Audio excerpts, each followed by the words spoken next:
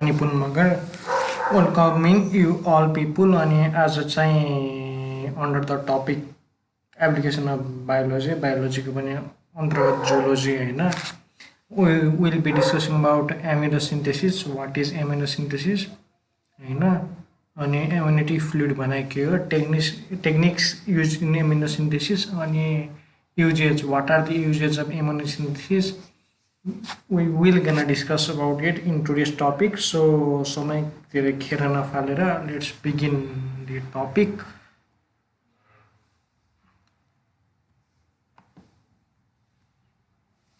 Introduction मा चाहिँ amniocentesis is the process of obtaining amniotic fluid from womb of pregnant woman from biochemical analysis and karyotyping of fetus होइन fetus.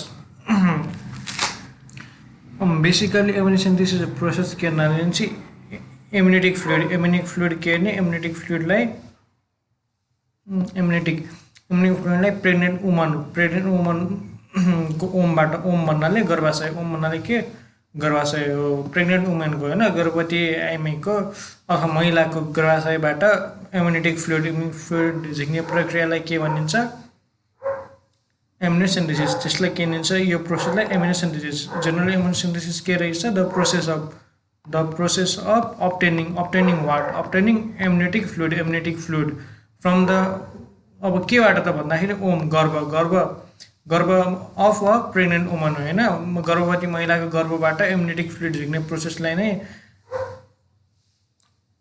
amniocentesis भनिन्छ अब purpose के त हैन यसको पर्पस के त किन झिकिन्छ for biochemical analysis of what amniotic fluid को एनालाइसिस को लागि गर्भवती महिलाको गर्भबाट झिकिन्छ for purpose of biochemical analysis of fetus भ्रूणको biochemical analysis को लागि biological and chemical analysis को लागि गर्भवती महिलाको गर्भबाट झिकिने amniotic fluid लाई झिकिने प्रक्रियालाई के भनिन्छ amniocentesis करेक्ट अनि यसमा बेसिकली के दिन्छ भने small amount of amniotic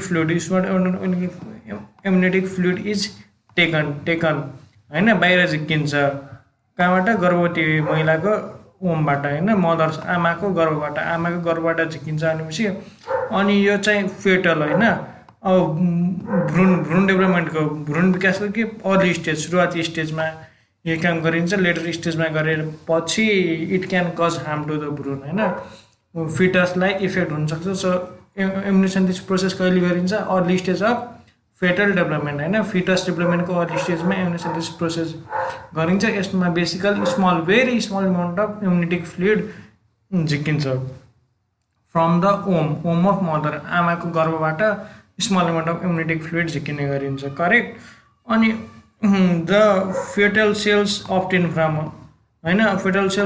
from fluid are used हैन अब फ्लुइडबाट के भेटिदो रहेछ यो फ्लुइडबाट फिटसको सेल्सहरु भेटिदो रहेछ अनि उयो फेटल सेलले हैन फ्लुइडबाट भेटेको फेटल सेलले केसको लागि हेल्प गर्दो रहेछ पोसिबल सम्भावित क्रोमोसोमल एब्नर्मलिटिज इफ छ भनेपछि कुनै पनि एब्नर्मलिटिजहरु छ भनेपछि in the level of chromosome copy हुँदाखेरि कहिले एक्स क्रोमोसोम धेरै भइदियो कहिले वाई क्रोमोसोम धेरै भइदियो अथवा एक्स क्रोमोसोम बन्दै बनेन वाई क्रोमोसोम बन्दै बनेन अथवा during the passing of hereditary कुनै यिनीहरूमध्ये कुनै कपी प्रोपर भएन हैन अनि त्यो कन्डिसनबाट बस्नको लागि छ कि छैन त्यो थाहा पाउनको लागि के गरिन्छ यो प्रोसेसलाई युज गरिन्छ यो प्रोसेसको लागि युज गरिन्छ क्रोमोसोमल एब्नर्मलिटिजको लागि युज गरिन्छ हैन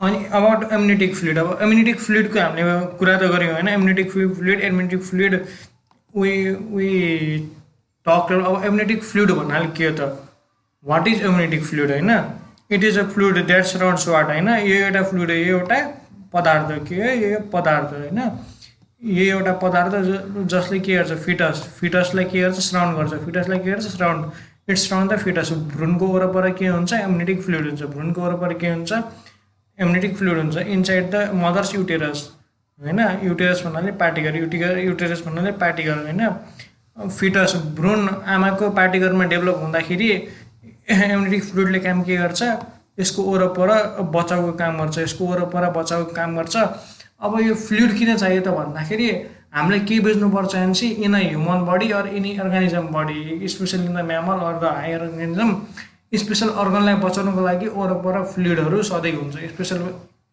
अर्गनहरूलाई बचाउनको लागि वरपर फ्लुइड हुन्छ त्यो फ्लुइडको काम के हुन्छ एक्सटर्नल सक्सहरू एब्जर्ब गर्ने एक्सटर्नल सकहरू एब्जर्ब गर्ने हैन so in that process amniotic fluid develops around the fetus भ्रूणको वरपर एम्नियोटिक फ्लुइड डेभलप हुन्छ before that amniotic fluid present हुन्न सो एम्नियोटिक फ्लुइड डेभलप नै किन हुन्छ भने फिटसलाई अब कहिले झुक्केर आमाको युटेरसको वरपर धक्का पुग्न सक्छ एक्सिडेन्टली गेम खेल्दाखेरि काम गर्दाखेरि त्यो नहोस् हैन त्यो सक डाइरेक्ट फिटसले एब्जर्ब नगरोस् भनेर त्यसको लागि वरपर के हुन्छ एम्नियोटिक फ्लुइड हुन्छ यसको लागि वरपर के हुन्छ एम्नियोटिक फ्लुइड हुन्छ हैन एम्नियोटिक फ्लुइड के हुन्छ it flows out in the breaking of water before a baby born बच्चा जन्मिने भन्दाखेरि यो गर्छ पानीको रूपमा भेजिनाबाट बग्ने गर्छ भेजाइनाबाट के गर्छ बग्ने गर्छ भेजाइनाबाट यो in the form of water breaking water हैन सो अब कसरी थाहा पाउने भन्नाले if a girl woman or mother is ready to deliver a child भनेपछि यदि एम्नियोटिक फ्लुइड ब्रेक भइसकेपछि in the form of water amniotic fluid break भइसकेपछि in the form of water then a mother is ready for a normal delivery किनभने baby born हुनुभन्दा अलिकति अगाडि मात्र amniotic fluid के गर्नुपर्छ ब्रेक हुने गर्छ एम्नियोटिक फ्लुइड के हुने गर्छ ब्रेक हुने गर्छ हैन अब एम्नियोटिक फ्लुइड के रहेछ it is a fluid which surrounds fetus हैन के अरे भ्रूणलाई वरपरबाट घेर्ने फ्लुइड के रहेछ एम्नियोटिक फ्लुइड हैन अनि यो चाहिँ कहाँ हुन्छ आमाको युटेरसमा हुन्छ हैन आमाको पार्टिकलभित्र हुन्छ अनि यो स्पेसली किन डेभलप हुन्छ just to protect the fetus भ्रूणलाई बचाउनको लागि एम्नियोटिक फ्लुइड डेभलप हुन्छ एन्ड इट्स सराउन्ड इट अनि यो बाहिर कसरी निस्किन्छ ब्रेकिङ अफ वाटर जस्ट बच्चा जन्मिने भन्दा अगाडि ब्रेकिङ अफ वाटर ब्रेक हुन्छ फ्रम भजाइना अनि योबाट एम्नियोटिक फ्लुइड बाहिर निस्किन्छ हैन यहाँ यो फिगर छ हामी यो फिगरमा प्रोसेस अफ एम्नियोसिन्थेसिस हेर्न सक्छौँ इट इज अ एम्ब्रो यो के हो यो फिटस हो हैन यो फिटस हो यो के हो फिटस हो अनि यो फिटसलाई केले यहाँ एम्नियोटिक फ्लुइडले के छ सराउन्ड गरेको छ यसरी के छ सराउन्ड गरेको छ to absorb all the shocks accidental shocks मदरले अननोइङली दिन सक्ने हुनाले फिटसलाई बचाउनको लागि के छ यहाँ एम्नियोटिक फ्लुइडले छ अनि यो चाहिँ प्लेसेन्टा भन्नाले के हो यो चाहिँ नाभि यो चाहिँ के हो प्लेसेन्टा नाभि अनि यो चाहिँ uterine wall it is a uterine wall यो वाल भयो हैन अनि cell set by growing fetus यो चाहिँ ग्रोइङ फिटस के सेलहरू डेभलप हुँदैछ हैन अनि यही सर्टेन सेल्सलाई यहाँ सिरिन्जबाट के छ स्मल एमाउन्टबाट एम्नियोटिक फ्लुइड थोरै लगिन्छ धेरै पनि नै धेरै लगेपछि के हुन्छ it may break amniotic fluid early break भएपछि मिसक्यारेजको सम्भावना हुन्छ किसको सम्भावना हुन्छ मिसक्यारेजको सो भेरी स्मल एमाउन्टमा एम्नियोटिक फ्लुइड यहाँबाट लगिने गर्छ hope the figure is clear for you people I think so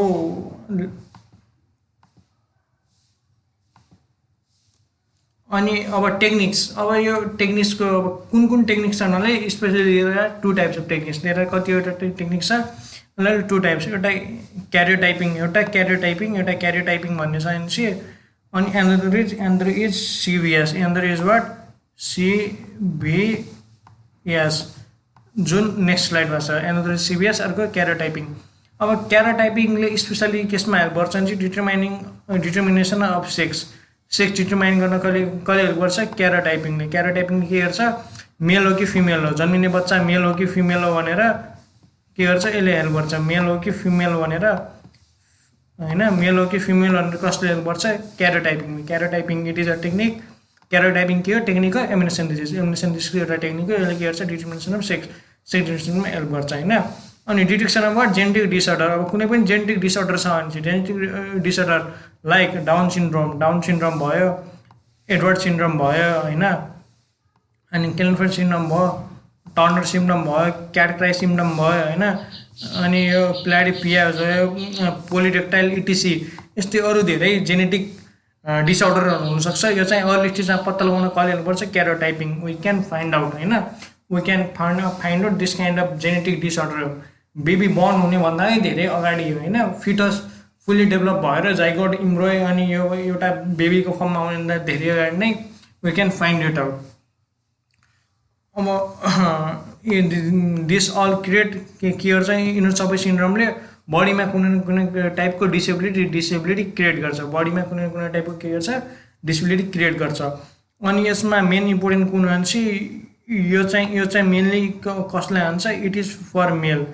यो क्लेनफेल्ड सिन्ड्रोम मेललाई हुन्छ भने टर्नर सिन्ड्रोम कसलाई हुन्छ? Specially female. Turner syndrome specially कसलाई हुन्छ?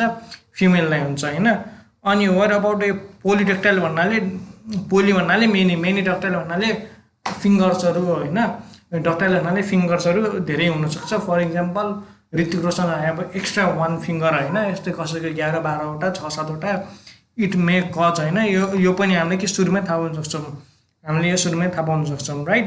अनि यो केलर सिन्ड्रोममा हुने के भन्छ? एक्स क्रोमोजोम के छ? एक्स क्रोमोजोम एक्स्ट्रा छ। एक्स क्रोमोजोम के छ? एक्स्ट्रा छ। एक्स क्रोमोजोम के छ? एउटा एक्स्ट्रा छ होइन। अनि यो एक्स क्रोमोजोम एक्स्ट्रा आइदर मदरबाट पनि आउनसक्छ, फादरबाट पनि आउनसक्छ। वी अल नो होइन, वी अल नो मदरसँग सधैँ के हुन्छ? XX क्रोमोजोम हुन्छ। मदरसँग XX क्रोमोजोम हुन्छ। Where father have XY, where father have XY होइन। अब फादरको Y गएर मदरको Xसँग मिल्यो भने चाहिँ के हुन्छ? सन विल बर्न। अब फादरको X र मदरको X भएपछि अगेन डटर विल गर्न बर्न होइन। मतलब अब सेक्स डिफाइनिङ फ्याक्टर कुन भयो होइन? वाइ विल गर्न डिफाइन र सेक्स, किनभने चाहिँ अब एक्स र वाइ अगेन एक्स र वाइ मिट भएपछि सन विल गर्न बर्न, अनि नत्र यो XX मिट भएपछि डटर विल गर्न बर्न। मेल र फिमेललाई डिफ्रेन्सिएट गर्ने वाइ भयो होइन।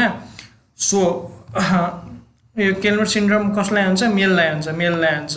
मेललाई हुन्छ भनिसकेपछि यहाँ कतिवटा हुनुपर्ने? एक्स र वाइ क्रोमोजोम मात्र हुनुपर्ने। But here is 1 extra x chromosome.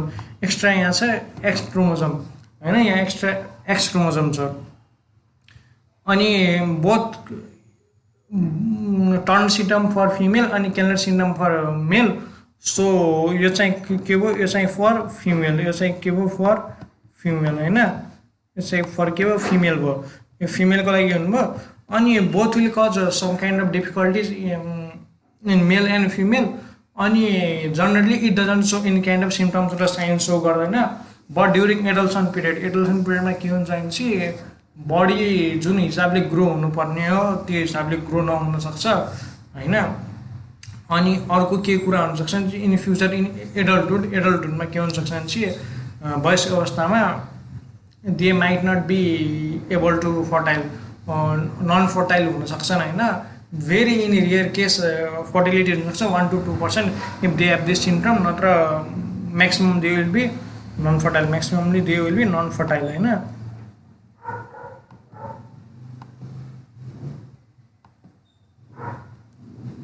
अनि अब क्रोनिक भ्याल्यु स्याम्पलिङ, यो पनि के हो? नेक्स्ट टेक्निक अफ के हो? आइडेन्टिफाइङ एमिनोसिन्थेसिसको नेक्स्ट टेक्निक हो। यसलाई के भन्छ? Chronic value sampling. किनभने चाहिँ हामी क्रोनिक भेलाइबाट के लाग्छौँ? स्याम्पल लाग्छौँ। क्रोनिक भेलाइबाट के लाग्छौँ? स्याम्पल लाग्छौँ होइन।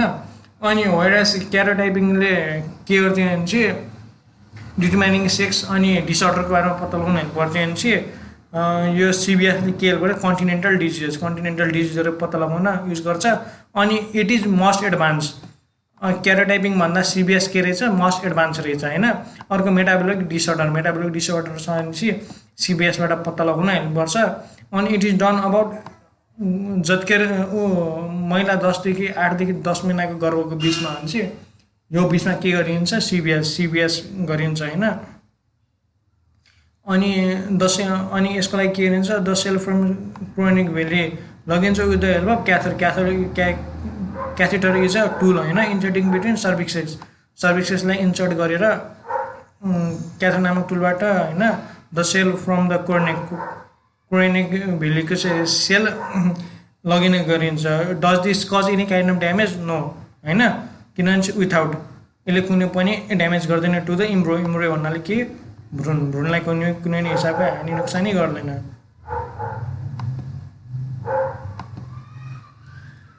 अनि युजेस, अब युजेस अफ एम्युनोसिन्थेसिस के हो त होइन।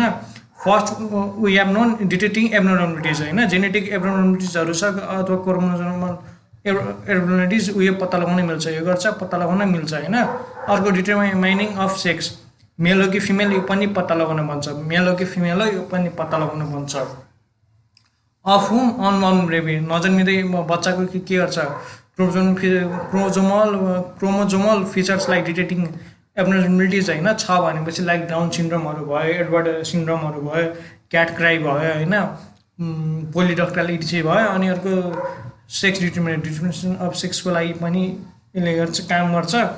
अब यसको एउटा मात्र ड्रब्याक्स के हो भने चाहिँ it can lead in the increase of abortion बढ्न सक्छ। अब किन बढ्न सक्छ भने चाहिँ if we have patriarchal society जहाँ मेललाई बढी महत्त्व दिइन्छ, इफ सेक्स डिटर्मिनेसन भएपछि अभियसली उहिले गर्न नो फिमेल र मेल होइन, फिमेल र मेल उहिले गर्न फाइन्ड आउट। अब सेक्स डिटर्मिनेसन भइसकेपछि वाट विल प्यारेन्ट विल गर्न एबोर्ट फिमेल चाइल्ड, म्याक्सिमम टाइममा फिमेल चाइल्डलाई के गर्छ एबोर्ट गर्न सक्छ, इट हेज हाई चान्सेस होइन। अनि पछिबाट फर मेल चाइल्डको लागि फिमेल चाइल्डलाई के गर्छ एबोर्ट गर्न सक्छ। सो यसको एउटै ड्रब्याक के हो, because of sex determination it can harm, अनि नम्बर अफ एबोर्सन के हुनसक्छ बढ्न सक्छ। And this much, thank you for listening. Hope you people have understood about immunosynthesis is a part of what application of biology अनि बायोलोजीको अन्तर्गत जुलोजीको। अब हामीले यसमा के पढ्नु छ, वाट इज इम्युनोसिन्थेसिस, बेसिकली के इम्युनोसिन्थेसिस इम्युनिटिक फ्लुइड फ्रम ओम अफ कुन प्रेग्नेन्ट वुमन होइन, प्रेग्नेन्ट वुमन गर्भवती महिलाको ओमबाट इम्युनिटिक फ्लुइड झिक्ने प्रोसेसलाई के भनिन्छ इम्युनोसिन्थेसिस भनिन्छ भनेर पढ्यौँ। इम्युनिटिक फ्लुइड के रहेछ, इट इज अ फ्लुइड होइन, amniotic fluid is a fluid which surrounds what एम्ब्रोलाई के गर्छ सराउन्ड गर्छ होइन, एम्ब्रो भन्नाले फिटसलाई सराउन्ड गर्छ, फिटसलाई के गर्छ सराउन्ड गर्छ। अनि इम्युनिटिक फ्लुइड पछि कसरी जान्छ, breakage of water, baby just button हुँदाखेरि वाटर ब्रेक हुन्छ भचैनामा, त्योबाट नै के गर्छ इम्युनिटिक फ्लुइड यता जान्छ। त्यसपछि डेरा टेक्निक्स अनि क्यारियोटाइपिङ र सिबिएस त्यसपछि आउँछ इट्स युजेस पछि ड्रब्याक्स, रिभाइज इट होइन। Thank you for listening, bye by.